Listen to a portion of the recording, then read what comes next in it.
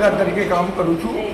ગઈકાલે રાત્રે આ રીતની અંદર અસામાજિક તત્વો દ્વારા અવારનવાર દારૂ અને જુગારના ત્રાસના કારણે લોકો દ્વારા હેરાન થઈ રહ્યા છે। ત્યારે ગઈકાલે રાત્રે કંઈક બનાવ બન્યો કે નારુદા પટેલ છે તેને કોઈ અસામાજિક તત્વો દ્વારા છરી મારવામાં આવી। તે બાબતે હારીજ પોલીસ સ્ટેશન હું માહિતી લેવા ગયેલ તો હારીજ પોલીસમાં લાલભાઈ નારુદા નામના વ્યક્તિ દ્વારા એવું કહેવામાં કે તમારે ટેલિફોનની માહિતી લઈ જવાની, અહીંયા પગ નહીં મેળવવાનો, નહીં તો તમને પણ ભાગી નાખવામાં આવશે। તો મારી જોડે બે પણ સાક્ષીદાર હતા અને સીસીટીવી કેમેરા છે, પણ હારીજ પોલીસે જો સીસીટીવી કેમેરા લાવ્યો હોય તો સીસીટીવી કેમેરા પણ ચાલશે।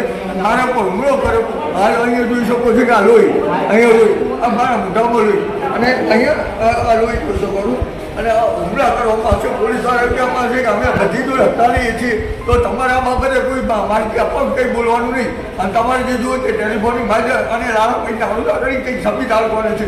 જ્યારે હમણાં એક 10-15 દિવસ અગાઉ એક ચોરીની માહિતી હતી, એની અંદર પણ એક કંઈક પોલીસ ફરિયાદ થઈ હતી અને લાલાભાઈ નારુદા છે તે દંભાણ પોતાની મનમર્યાદા રાખે છે અને જાતિવાદ રાખે છે।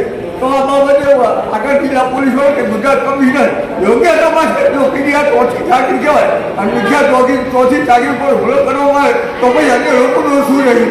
તો આ બાબતે યોગ્ય તપાસ કરવામાં આવે, સત્ય શું છે તે સીસીટીવી બહાર આવશે।